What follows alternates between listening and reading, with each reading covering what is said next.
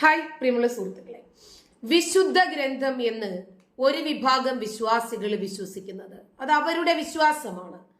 ഒരിക്കലും അതിനെ ഹനിക്കണം എന്ന് എനിക്ക് ഒരു രൂപത്തിലും താല്പര്യമില്ല. ഞാനൊരു ഇസ്ലാം മത വിശ്വാസിയല്ല എന്ന് കരുതി ഖുർആാനോ ഹദീസോ ഒക്കെ പൊതുനിരത്തിൽ വെച്ച് കത്തിക്കണമെന്നും പ്രതിഷേധിക്കണമെന്നും ഒന്നും താല്പര്യപ്പെടുന്ന ഒരു വ്യക്തിയല്ല ഞാൻ. എന്റെ താല്പര്യമോ താല്പര്യക്കേടോ ഇവിടെ വസ്തുതയല്ല, ഇവിടെ വിഷയമല്ല. പക്ഷെ എന്നിരുന്നാലും പലപ്പോഴും സ്വീഡൻ പോലെയുള്ള രാജ്യങ്ങളിൽ ഖുർആാനും ഹദീസും ഒക്കെ കൂട്ടിയിട്ട് കത്തിക്കുന്ന ചില രീതികൾ കണ്ടിട്ടുണ്ട്. അതുപോലെ സൗദി പോലെയുള്ള രാജ്യങ്ങളിൽ ഖുർആൻ ഓടയിൽ നിന്ന് വലിച്ച് പുറത്തേക്കിടുന്ന ചിത്രങ്ങളൊക്കെ നമ്മൾ കണ്ടിട്ടുള്ളത്.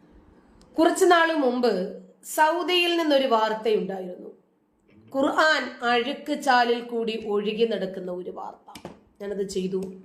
അതിന്റെ പേരിൽ ഒരുപാട് ഭീഷണികളും ആ വീഡിയോയുടെ താഴെ തന്നെ ഒരുപാട് കമന്റുകൾ, എല്ലാം തന്തയ്ക്ക് വിളിയായിരുന്നു.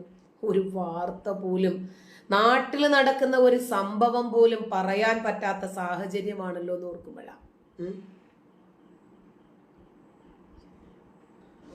കുറച്ച് ദിവസങ്ങൾക്ക് മുമ്പ് മദീനയുടെ മനുഷ്യൻ തൊടാൻ പോലും അറയ്ക്കുന്ന ഓടക്കകത്തൂടി ഖുർആൻ ഒഴുകി നടന്നു. ഒരു പക്ഷേ ഇസ്ലാം മത വിശ്വാസികൾ ഏറ്റവും കൂടുതൽ സ്നേഹിക്കുകയും വിശ്വസിക്കുകയും പവിത്രമാണ് എന്ന് പറഞ്ഞ് നെഞ്ചിലേക്ക് കൊണ്ടു നടക്കുകയും ചെയ്യുന്ന ഒരു ഗ്രന്ഥമാണത്. അതിനകത്ത് എന്താണ് എന്നത് ഇപ്പോഴാണ് ജനങ്ങൾ അറിയുന്നത്. അത് രണ്ടാമത്. അതിനകത്ത് എന്താണ് എന്ന് അറിഞ്ഞു കഴിഞ്ഞാൽ യഥാർത്ഥത്തിൽ അതിന്റെ സ്ഥാനം എവിടെയാണ് എന്ന് ജനങ്ങൾ തന്നെ തീരുമാനിക്കും. പോട്ടെ, അതിലേക്ക് തൽക്കാലം ഞാൻ കടക്കുന്നു.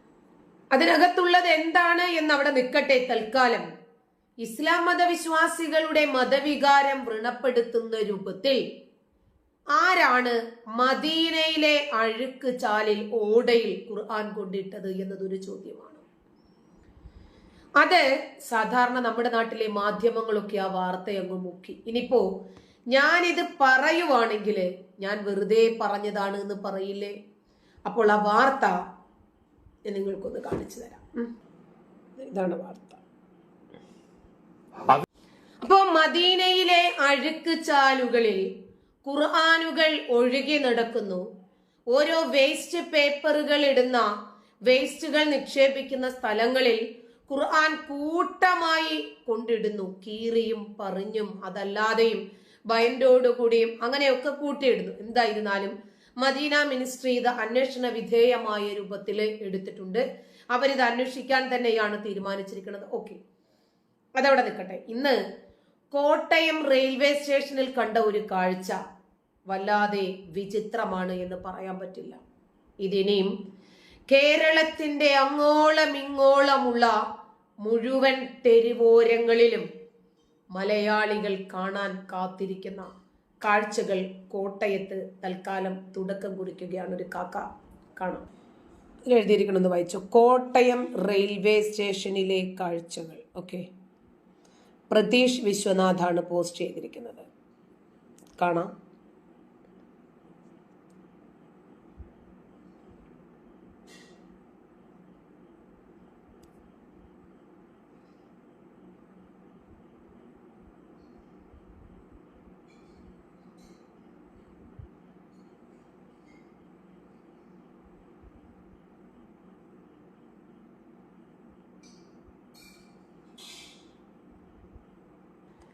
നിർമ്മല കോളേജിൽ കേട്ടതൊന്നുമല്ല ഇനി കേൾക്കാൻ പോകുന്നത്.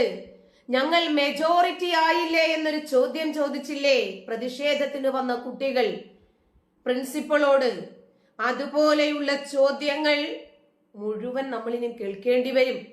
സ്വീഡനിലും പോളണ്ടിലും ഇറ്റലിയിലും ജർമ്മനിയിലും ഫ്രാൻസിലും ഒക്കെ ചെയ്തതുപോലെ ക്രിസ്ത്യൻ ആരാധനാലയങ്ങളിലേക്ക് ഇരച്ചു കയറി കുർബാന നടക്കുന്ന സമയത്ത് നമസ്കാരത്തിന് മുസല്ലയിട്ട് ഉറക്ക നിന്നവർ നമസ്കരിക്കും. ഇനിയും വെള്ള ചുമരുകളിൽ അവർ ലാ ഇലാഹ ഇല്ലല്ലാ മുഹമ്മദുർ റസൂലുള്ളാഹ് എന്ന് എഴുതി വെക്കും.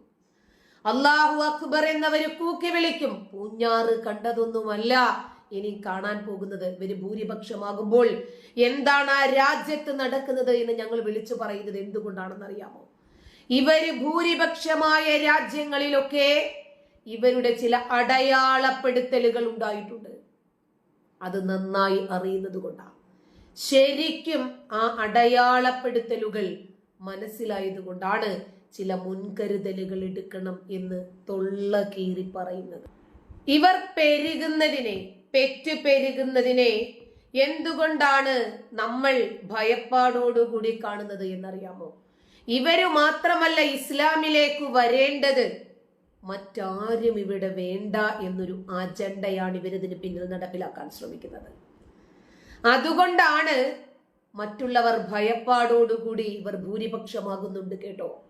ലോകം മുഴുവനും ഇസ്ലാം മതത്തിന്റെ കീഴിലാക്കുന്നതിന് വേണ്ടിയുള്ള അജണ്ടകളും തയ്യാറെടുപ്പുകളും ഇവർ തുടങ്ങിയിട്ടുണ്ട് കേട്ടോ എന്ന് തൊള്ള പൊട്ടുമാർ ഉച്ചത്തിൽ ജീവനും ജീവിതവും ഒക്കെ അപകടപ്പെടുത്തിയിട്ടാണെങ്കിൽ പോലും നിങ്ങളോട് ഇത് തുറന്നു പറയുന്നത് ഈ രാജ്യത്തെ സ്നേഹിക്കുന്നത് കൊണ്ടാണ്, ഈ രാജ്യത്തിന്റെ ബഹുസ്വരത നിലനിൽക്കണം എന്ന് ആഗ്രഹിക്കുന്നത് കൊണ്ടാണ്.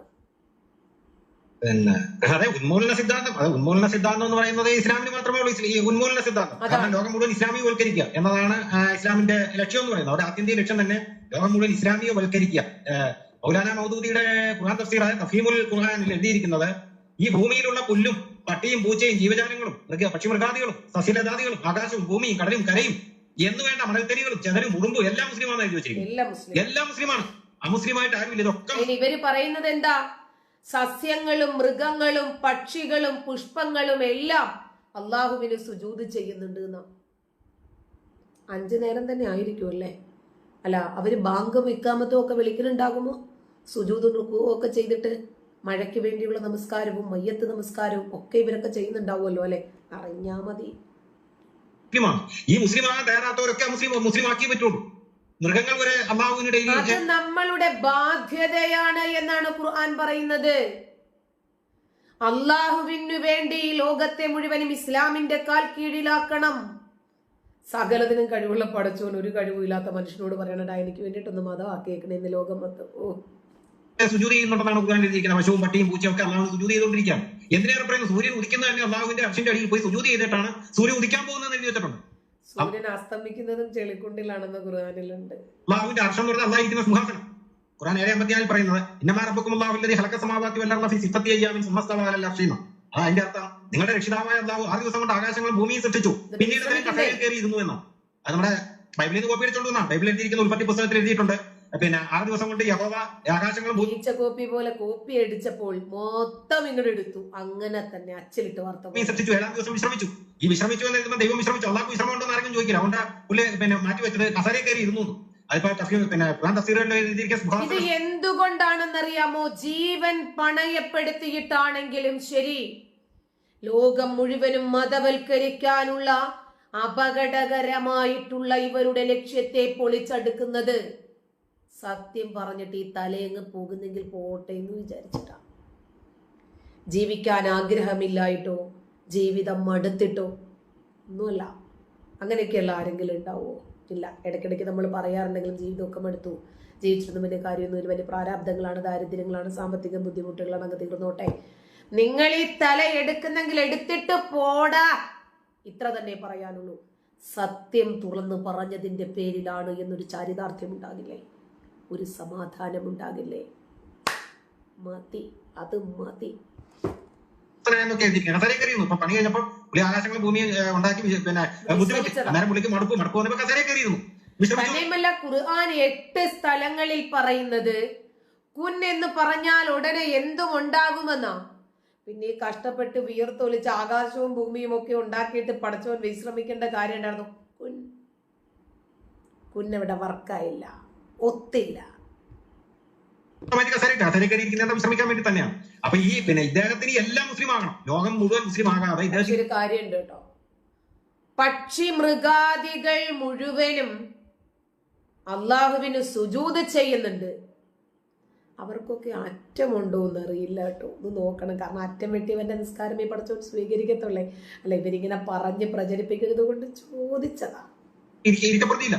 കാരണം 3:19 ഖുർആൻ എഴുതിയിട്ടുണ്ട് ഇന്നദീന ഇൻദല്ലാഹുൽ ഇസ്ലാം. തീർച്ചയായും അള്ളാഹുവിന്റെ സ്വീകാര്യമായ മതം ഇസ്ലാമാണ്. ഇസ്ലാമികവൽക്കരിച്ചേ പറ്റൂ, ലോകം മുഴുവൻ ഇസ്ലാമികവൽക്കരിച്ചേ പറ്റൂ, അല്ലാതെ അവർക്ക് ഇരിക്കപ്പെടുത്തിയില്ല.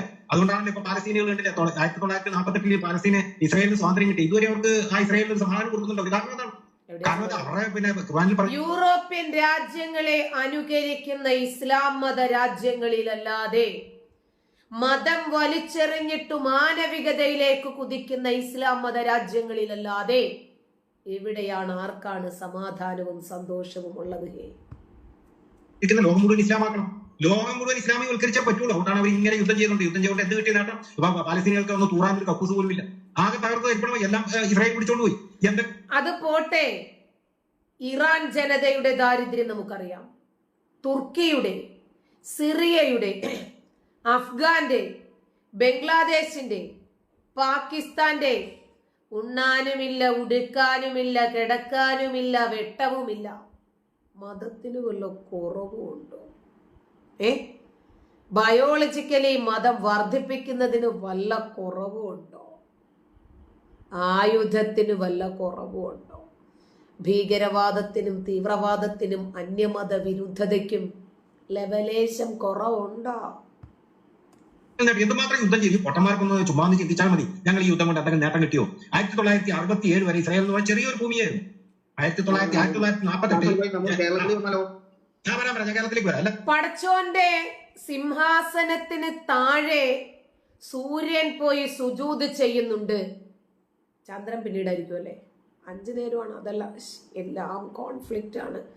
അതായത് സൂര്യനെയും ചന്ദ്രനെയും ഒക്കെ നോക്കിയിട്ടാണ് നമസ്കാരത്തിന്റെ സമയം ക്രമീകരിച്ചിരിക്കുന്നത്. സൂര്യൻ എന്ത് നോക്കിയിട്ട് പോയി നിസ്കരിക്കും? നിസ്കരിക്കുന്നത് നിങ്ങൾ പറയുന്നത് കൊണ്ട് ചോദിച്ചതാ, ഒരു വഴിക്ക് പോണതല്ലേ. എന്ത് കോമഡിയാണ്. നമ്മളൊരു പട്ടിയെ എറിയാൻ പട്ടിയെ കാട്ടി വലിയ കല്ലെടുക്കൂ. പിശാചിനെ എറിയാൻ പടച്ചോനെടുക്കുന്നത് നക്ഷത്രങ്ങൾ. അയ്യോ, ഇനിയും വരുന്ന ഒരു ജനറേഷൻ ഉണ്ടല്ലോ, അവർക്ക് ചിരിച്ചൊരു വഴിക്കാകാൻ ഈ ഗ്രന്ഥം ട്രാൻസ്ലേറ്റ് ചെയ്താൽ മതി. ഞാൻ തുടങ്ങുന്നുണ്ട് ഒരു ഖുർആൻ ക്ലാസ് ഉടനെ തന്നെ. എല്ലാ ദിവസവും ഒരു മുക്കാൽ മണിക്കൂർ, 1 മണിക്കൂറെങ്കിലും നമുക്ക് ഈ ഖുർആൻ ബ്രാക്കറ്റ് ഒന്നുമില്ലാതെ, യാതൊരു വിശദീകരണവും ഇല്ലാതെ നേർക്ക് നേരെ അർത്ഥങ്ങളൊന്ന് പറഞ്ഞു പോകാം. എവിടെയൊക്കെയാണ് എന്തൊക്കെയാണ് ഇതിനകത്ത് പറഞ്ഞിരിക്കണതെന്ന് നമുക്കൊന്ന് അറിയണ്ടായോ? ഒന്ന് ശ്രമിച്ചു നോക്കാം. അപ്പോൾ ഏതാണ്ട് മദീനയിലെ ആളുകൾക്ക് മനസ്സിലായി, ഷോക്കേസിൽ സൂക്ഷിച്ചു വെക്കാൻ പറ്റുന്ന പുസ്തകമല്ല ഇത്. ചില്ലിട്ട് കൂട്ടിനകത്തു വർണ്ണക്കടലാസുകളിൽ പൊതിഞ്ഞു വെക്കേണ്ടുന്ന പുസ്തകമല്ല ഇത്. ഇതിനകത്തുള്ളതൊക്കെ വരുന്ന തലമുറയെങ്ങാണ് പറഞ്ഞാൽ നമുക്ക് അട്ടി കിട്ടുമെന്ന് മനസ്സിലായിട്ട് എല്ലാം വാരിക്കൊണ്ട് ചവറ്റുകുട്ടയിൽ ഇട്ടതാണൊന്നും അറിയത്തില്ല കേട്ടോ. ഈ ഗ്രന്ഥം ഇനിയും ഇരിക്കും തോറും സ്ത്രീകൾക്ക് സമാധാനം കിട്ടത്തില്ല എന്ന് പറഞ്ഞ സ്ത്രീകളെല്ലാം കൂടി ഒപ്പിച്ച പണിയാണോ ഒന്നും അറിയത്തില്ല കേട്ടോ. എന്തായിരുന്നാലും പണി തുടങ്ങി. മദീനയിലായത് എത്രയോ നല്ലത്. നന്ദി.